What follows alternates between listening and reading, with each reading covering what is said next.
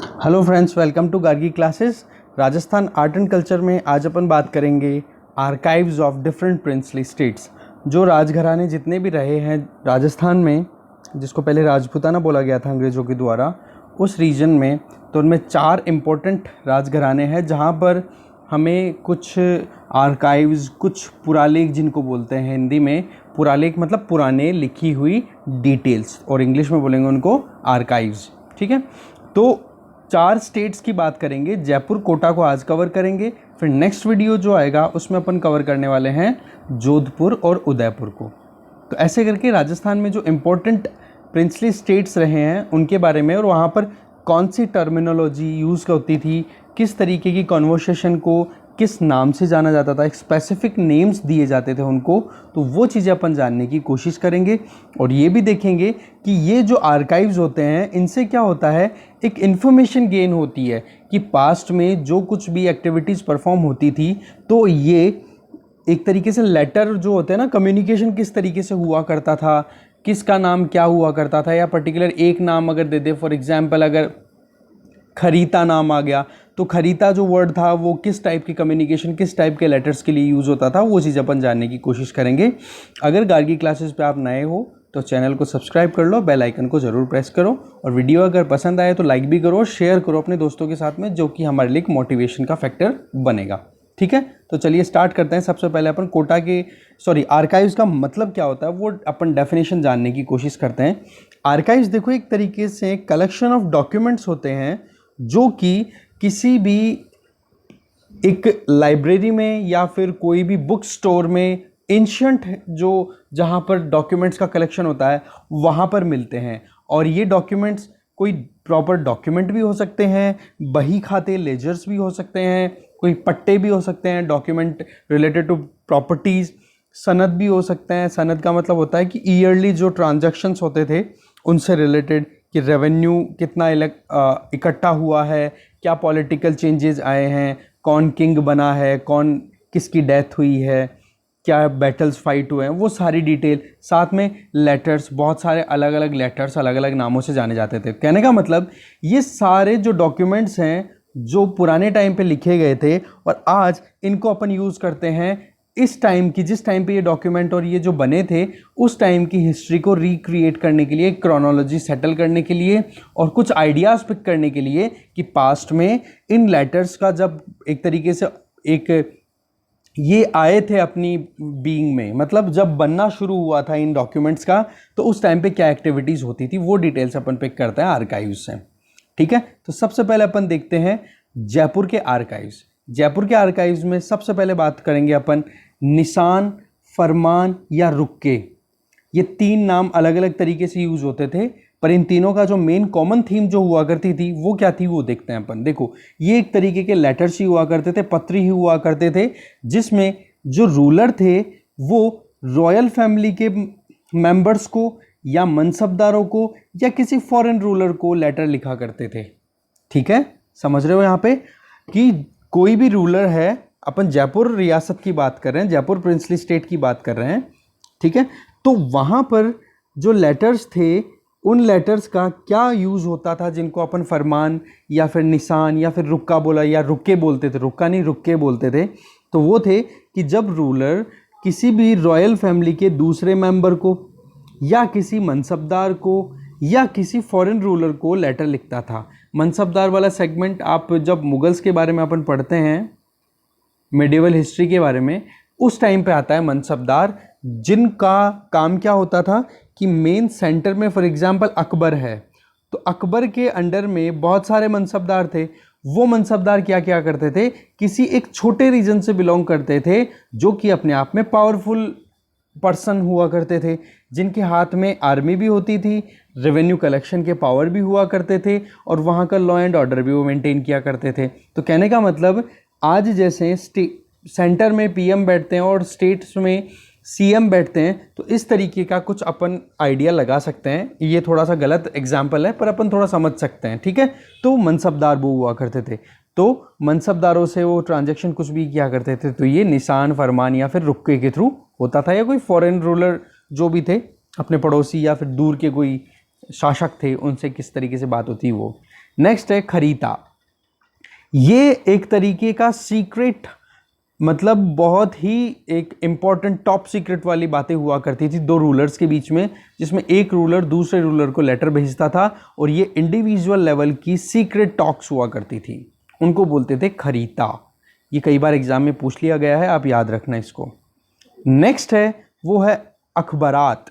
अखबारात क्या होता है कि अखबार, आज आप जानते हो अखबार का मतलब न्यूज़पेपर, तो इसी तरीके से जो भी मुगल कोर्ट में एक्टिविटीज़ होती थी उनका एक डेली एक न्यूज़ बेसिस पब्लिश हुआ करता था और उन न्यूज़ों का जो कलेक्शन होता था उस कलेक्शन को बोल देते थे क्या, अखबारात। क्या बोल दिया जाता था, अखबारात। नेक्स्ट है वकील रिपोर्ट। होता क्या था कि जो रूलर्स जिन्होंने सबॉर्डिनेशन एक्सेप्ट कर रखी थी मुगल्स की, वो अपना एक रिप्रेजेंटेटिव वो भेजा करते थे रिप्रेजेंटेटिव को मुगल कोर्ट में। ठीक है, मैं रिपीट कर रहा हूं, मुगल्स से जिन लोगों ने सबॉर्डिनेशन एक्सेप्ट कर रखी थी वो सबॉर्डिनेट जो भी रूलर्स थे वो अपना एक रिप्रेजेंटेटिव मुगल कोर्ट में भेज दिया करते थे और मुगल कोर्ट में फिर वो भेजा गया जो पर्सन होता था, जो एक इंडिविजुअल होता था या ग्रुप ऑफ इंडिविजुअल्स होता था, वो क्या करते थे कि मुगल कोर्ट में जो भी एक्टिविटीज़ हो रही हैं उनसे रिलेटेड डिटेल्स को लेटर के थ्रू अपने किंग को भेजते थे। तो ये जो रिपोर्ट होती थी उसको बोलते थे वकील रिपोर्ट्स। क्या बोलते थे, वकील रिपोर्ट। ये ध्यान रखना है अपने को कि वकील रिपोर्ट होती क्या थी और क्या प्रोसेस था, क्योंकि जब अपन हिस्ट्री में बात कर चुके हैं ऑलरेडी कि जितने भी राजे महाराजे थे, राजे रजवाड़े थे, उन्होंने पहले तो मुगल्स की सबऑर्डिनेशन एक्सेप्ट की और फिर बाद में ईस्ट इंडिया कंपनी की भी की थी। अगर राजपूताना राजस्थान की बात की जाए तो ये चीज़ मुगल्स से रिलेटेड है अभी अपन जो बात कर रहे हैं। नेक्स्ट है परवाना। ये एक तरीके का ऐसा लेटर हुआ करता था जो रूलर होते थे वो अपने सबॉर्डिनेट्स को, सबॉर्डिनेट ऑफिसर्स को सेंड किया करते थे। ठीक है, तो परवाना क्या था, रूलर लेटर फॉर्म में कम्युनिकेशन सेंड किया करते थे किनको, सबॉर्डिनेट ऑफिसर्स को, कि आपको इस फलां परगने में या इस फलां एरिया में आपको ये एक्टिविटी परफॉर्म करनी है। ठीक है, तो ये परवाना के थ्रू होते थे। नेक्स्ट सिहाय हजूर एंड दस्तूर कौमकार। ठीक है, सिहाय हजूर एंड दस्तूर कौमकार, ये क्या है, ये देखो इस तरीके के रिकॉर्ड्स हैं जिसमें ये रिकॉर्ड लिखे गए थे उस टाइम की डिफरेंट कास्ट, रिलीजन और सोशो पॉलिटिकल कंडीशन थी उनके बारे में डिटेल्स रिकॉर्ड करी जाती थी। ठीक है, सिहाय हजूर एंड दस्तूर कौमकार ये रिकॉर्ड होते थे जिनमें डिफरेंट कास्ट, उस टाइम पे प्रेवलेंट रिलीजन्स और सोशियो पॉलिटिकल कंडीशन क्या थी उनकी डिटेल्स को रिकॉर्ड किया जाता था। और अपन बात किसकी कर रहे हैं, जयपुर प्रिंसली स्टेट की, जयपुर के आर्काइव्स की, तो जयपुर में ही एक्टिविटीज़ होती होंगी।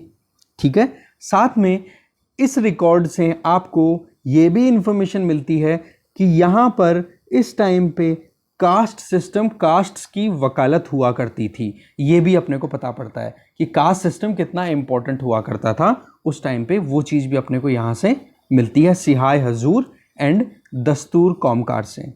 ठीक है, साथ में रॉयल फैमिलीज़ की जो आवश्यकताएं होती थी, जो नीड्स होती थी, उन पे क्या क्या खर्चे हो रहे हैं उनकी डिटेल्स भी इनमें मिलती है। तो आप देखोगे यहाँ पर कौमकार, कौम का मतलब कास्ट। ठीक है, तो कास्ट से रिलेटेड डिटेल हो गई। और सिहाय हजूर, हजूर का मतलब हो गया किंग या किंग से रिलेटेड जो भी रॉयल फैमिली से एसोसिएटेड जो भी पर्सनैलिटीज़ थी उनकी बात हो गई। तो कहने का मतलब उनसे संबंधित बातें इसमें रिकॉर्डेड होती हैं। नेक्स्ट कमठाना लेजर। कमठाना वर्ड अगर आप थोड़ा बहुत मारवाड़ी से थोड़ा जानते हो तो कमठाना का मतलब होता है कि क्या कमठाना खड़ा कर दिया। कमठाना मतलब हाउसेस। तो हाउसेस लोकल जो लोग थे उनके घर या फिर रॉयल फैमिलीज़ के जो महल बनते थे, रॉयल पैलेसेस थे, उनको बनाने में क्या खर्चा हुआ है उसका रिकॉर्ड रखने वाला रजिस्टर क्या कहलाता था, कमठाना लेजर। अगर आप थोड़ा बहुत भी लोकल नेटिव लैंग्वेजेस से एसोसिएटेड हो ना, थोड़ा बहुत भी नॉलेज आपको अवेयर हो, तो आप डेफिनेटली इन वर्ड से समझ जाओगे। थोड़े बहुत अपने को याद रखने की ज़रूरत पड़ेगी। नेक्स्ट है हकीकत लेजर। ये हकीकत बही, लेजर जहाँ पर भी आ रहा है उसका मतलब आप समझना बही। और बही आपने देखी होगी, आजकल तो पता नहीं, आजकल तो क्या है, सारा इलेक्ट्रॉनिक सिस्टम हो गया। अगर पुराने बड़ियों के पास में जाओ या फिर जो ट्रेडर्स हैं उनके पास जाओगे तो एक रेड कवर की बुक होती है उनके पास में, जिस रिकॉर्ड बुक होती है जिसमें उनके येलो पेजेस होते हैं, उसको बही बोला जाता है, उसको लेजर बोला जाता था। ठीक है, उसको हिंदी में पुराने टाइम पे बही बोला जाता था, आज भी यूज़ होती है, ऐसी बात नहीं है। ये अपने आप में बहुत एक आइडेंटिफिकेशन है उस बुक की। ओके, तो इसमें क्या होता था हकीकत लेजर या हकीकत बही में, कि किंग डेली की एक्टिविटीज़ को अपने हाथों से एंटर करता था। जैसे कि आज अगर आप ये देख पाओ तो गाँव में शायद मिल जाए मे बी आपको ये एग्जाम्पल, कि वहाँ पर वो जो दुकानदार होते हैं वो खाता जो है उसमें मेंटेन करते हैं एक बुक के अंदर। मैं अपना एग्जांपल दूं, मेरे ताऊजी की शॉप थी, उसमें वो यूज़ किया करते थे। ठीक है, तो मुझे थोड़ा आइडिया है। चलो नेक्स्ट देखते हैं, खरीता लेजर। खरीता बही, लेजर जहाँ पे वर्ड आ रहा है वो है बही। ठीक है, ये भी एक तरीके का खाता ही था, एक रजिस्टर था जिसमें खरीता, अपने को ध्यान रखना, ठीक, खरीता लेजर, जिसमें राजा को कोई भी लेटर रिसीव होता था, कोई भी इंपॉर्टेंट अगर पत्र आता था किंग को, तो वो डिटेल्स इस रिकॉर्ड में रजिस्टर की जाती थी। ये अपने को ध्यान रखना है, बहुत इंपॉर्टेंट है ये। खरीता और खरीता लेजर दोनों चीज़ें कई बार पूछ ली जाती है एग्जाम में, तो अपने को दोनों याद रखनी है। खरीता लेजर, ठीक है। खरीता अपन ऑलरेडी बात कर ही चुके हैं, जिसमें दो किंग्स के बीच में जो गोपनीय, जो सीक्रेट, टॉप सीक्रेट वाली बातें होती थी वो, और उनका अगर आप कहीं रिकॉर्ड रखो, किंग रखता था, तो वो होता था खरीता बही। तो दोनों का आप कोरिलेट कर सकते हो। नेक्स्ट है हुकूमतरी बही, हुकूमतरी लेजर, मतलब रॉयल किंग्स के, हुकूमत का मतलब हो गया कि आप किंग के ऑर्डर, हुकूमत चलती थी, मतलब राजाओं की हुकूमत, राजाओं के ऑर्डर चलते थे। तो ये एक तरीके का रिकॉर्ड था जिसमें जो रॉयल फैमिली के पर्सन या फिर किंग के ऑर्डर्स जो होते थे उनको रिकॉर्ड करके रखा जाता था हुकूमतरी बही में। नेक्स्ट एंड फाइनल जो इंपॉर्टेंट टर्मिनोलॉजी यूज़ होती थी अगर आर्काइव्स पॉइंट ऑफ व्यू से देखें जयपुर के आर्काइव्स में, तो वो है marriage related ledger, that means शादी संबंधी बही। इसमें क्या होता है कि रॉयल फैमिलीज़ में जो भी वेडिंग एक्टिविटीज़, वेडिंग हुआ करती थी, शादियां हुआ करती थी, उनमें कितना खर्चा हो रहा है, क्या क्या चीज़ों पे खर्चा हो रहा है, वो रिकॉर्ड रखा जाता था इसमें मैरिज रिलेटेड लेजर में। ठीक है, तो इस तरीके से जयपुर का आर्काइव्स अपना यहीं कंप्लीट होता है। नेक्स्ट अब देखते हैं अपन कोटा के आर्काइव्स में। कोटा के आर्काइव्स में सबसे पहला आता है मुल्की। मुल्की जो है ये इस तरीके का रिकॉर्ड है जो हमें आज अगर पढ़ें तो ऐसी इन्फॉर्मेशन देता है जिससे कि स्टेट की इनकम कहाँ से, कैसे और कितनी होती थी। दूसरा, जो ऑफिसर्स थे या फिर जो कार्यकर्ता थे या जो एम्प्लॉयज़ थे उनकी सैलरीज कितनी थी और किस बेसिस पे डिसाइड होती थी वो। तीसरा, किंग ने अगर आसपास में कहीं कैंपेन किया है, युद्ध लड़ने की तैयारियां की है, किस तरफ जाएंगे और लड़ाइयाँ लड़ेंगे और अपने खुद के साम्राज्य को, अपने स्टेट के एरिया को बढ़ाएंगे, तो वो कैंपेन्स की डिटेल भी मुल्की में मिलती है। साथ में जो लोकल विलेजेस थे या फिर परगनाज थे, एक बड़ा स्टेट, ठीक है, एक बड़ा पूरा अंपायर, उसको छोटे छोटे परगनाज में डिवाइड कर दिया एडमिनिस्ट्रेटिव एफिशिएंसी के लिए, और फिर उन परगनाज में छोटे छोटे विलेजेस, तो उन विलेजेस की और उन परगनाज की क्या इकोनॉमिक कंडीशन थी वो भी हमें इस मुल्की से पता पड़ती है। और ये मुल्की वर्ड किस लिए कहाँ यूज़ हो रहा है, कोटा में, अपने को ध्यान रखना है ये चीज़। ठीक है, नेक्स्ट देखते हैं तलकी। ये एक तरीके से कलेक्शन है जो कि किंग के द्वारा जितने भी ऑर्डर्स और डायरेक्शन दिए जाते थे। ठीक है, अगर कोई किंग कोई डायरेक्शन या ऑर्डर पास कर रहा है तो उसको इकट्ठा करके, कलेक्ट करके रखा जाता था, तो उसको बोल दिया जाता था तलकी। ऐसे ही जमाबंदी की, रेवेन्यू कितना इकट्ठा हुआ है उससे रिलेटेड जो भी लेटर्स आते थे उनका कलेक्शन। ठीक है, जमाबंदी, जमाबंदी आप अगर थोड़ा बैंकिंग से हिंदी की टर्मिनोलॉजी जानते हो तो जमाबंदी आपके लिए इजी रहेगा याद रखना। नेक्स्ट खतून, ये है खतून। खतून एक तरीके का लेटर ऑफ कॉन्वर्सेशन होता है, मतलब होता था, जिसमें जो लोकल रूलर, जहाँ पे ये रिकॉर्ड रखा जा रहा है, उनका मराठास के साथ में मुगल्स के साथ में या अपने पड़ोसी राजाओं के साथ में उनके यहाँ पर किस तरीके का शासन चल रहा है उससे संबंधित बातचीत हुआ करती थी। ठीक है, letter of conversation of local rulers किसके साथ में, मराठाओं के साथ में, मुगल्स के साथ में, अपने नेबर किंग्स के साथ में, कि भाई तुम्हारे यहाँ पर किस तरीके का शासन चल रहा है, कैसी एक्टिविटीज़ आप परफॉर्म कर रहे हो, हमें भी बेस्ट एक्टिविटीज़, बेस्ट आपके एक्सपीरियंसेस हमारे साथ भी शेयर करो जिससे कि हम भी एडमिनिस्ट्रेशन को एफिशिएंटली चला सकें। ठीक है, तो वो चीज़ होती है, उसका पूरा डिटेल आउट करके पिकअप किया हुआ, या फिर अपन कह सकते हैं पूरा एक जो लबादा या फिर एक रिकॉर्ड है वो है खतून कोटा में। ओके, फिर है दो वर्का, इसको एन इसलिए बोला है मैंने, मैं लिख देता हूं हिंदी में, लिखा हुआ है दो वर्का, एक सेकंड, वर्का इस तरीके से है ये। ठीक है, ये डॉट आता है इसलिए एन को मैंने साइलेंट भी रख दिया है, यूज़ करो तो कर लो। दो वर्का, ये एक तरीके से उन एक्टिविटीज़ के बारे में इंफॉर्मेशन देती है ये रिकॉर्ड्स कि बैटल टाइम पे क्या एक्टिविटीज़ परफॉर्म की जाती थी किंग के साथ, किंग्स के द्वारा, या फिर पूरी आर्मी का पूरा क्या सेटअप हुआ करता था लड़ाई के लिए, और साथ में कितना क्या खर्चा उठाने की ज़रूरत होती थी। तो उसका एक कैलकुलेशन होती थी इसमें पूरी, कि अगर आप लड़ने जा रहे हो और लड़के आ चुके हो तो ये एस्टिमेट था और ये अपना खर्चा हुआ है। तो दो वर्का करके ये रिकॉर्ड हुआ करते थे जिसमें ये डिटेल रखी जाती थी। ठीक है, साथ में डेली का जो प्रशासनिक कार्य होता था, डेली एडमिनिस्ट्रेटिव एक्टिविटीज़ होती थी, उनकी डिटेल भी मिलती है। तो साथ में रॉ मटेरियल, कच्चा माल कितना आ रहा है, उसके बारे में भी जानकारी मिलती है अपने को दो वर्का के अंदर। नेक्स्ट है याददाश्त, मेमोरी, याददाश्त। ठीक है, इसमें ऐसा ही कुछ है, ये एक तरीके का पट्टा है, पट्टा दैट मीन्स प्रॉपर्टी डॉक्यूमेंट है।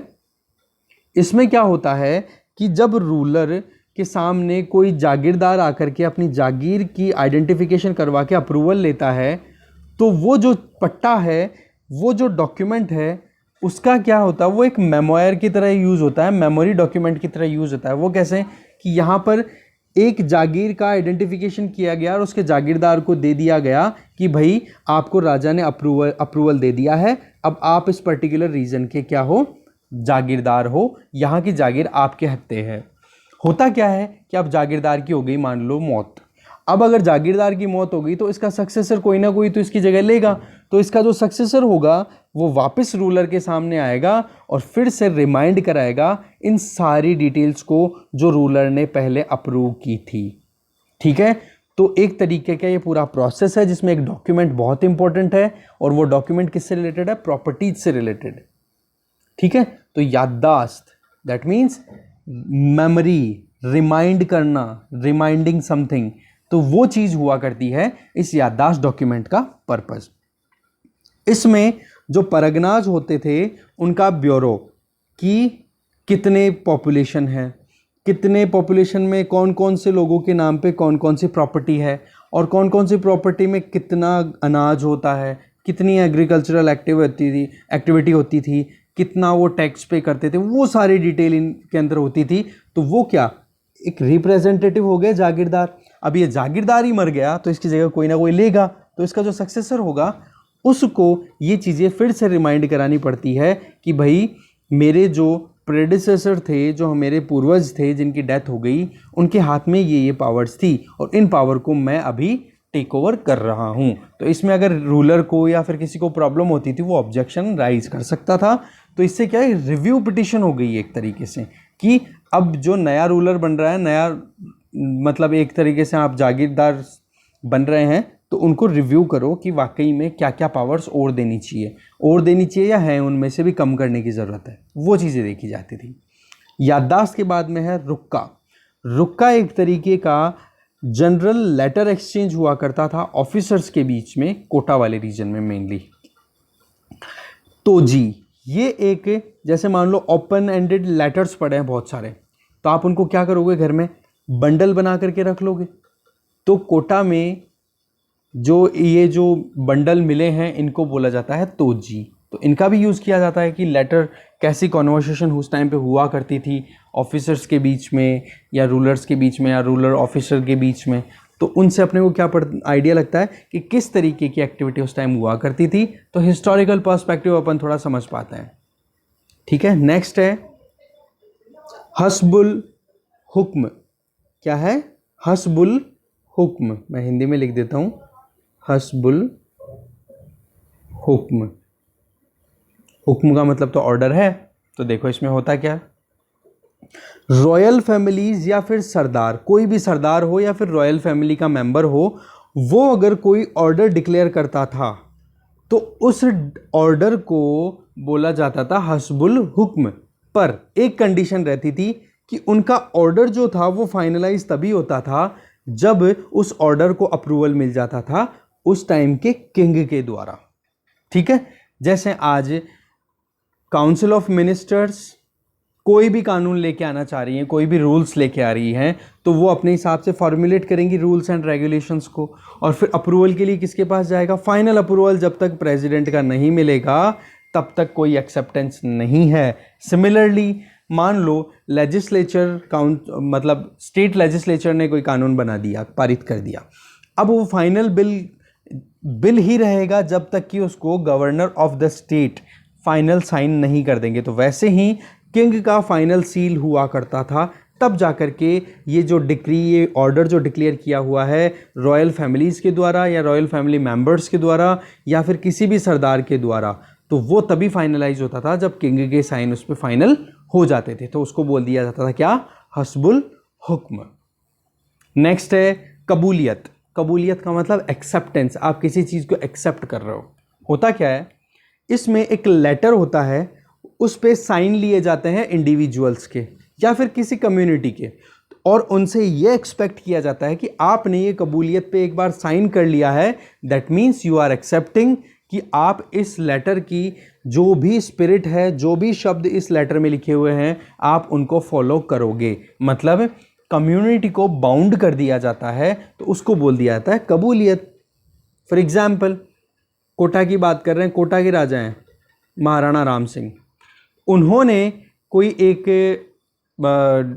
तरीके से कोई चीज़ निकाल दी, एक प्रपोजल निकाला, एक ऑर्डर निकाला कि भाई फला गांव से 20 जनों को बुलाओ, और उन 20 जनों से बात कर ली कि भाई आपके यहाँ पर हम टैक्स माफ़ करते हैं, पहले हम 20% लेते थे तो हम आपसे अब लेंगे 10%, पर बदले में आपको अपनी अपनी ज़मीन का 10% एक बार गवर्नमेंट को देना पड़ेगा, क्योंकि वहाँ पर हम कुछ खुदाई करके या फिर यूँ मान लो कि हम कोई बड़ा काम करना चाह रहे हैं, बांध बनाना चाह रहे हैं।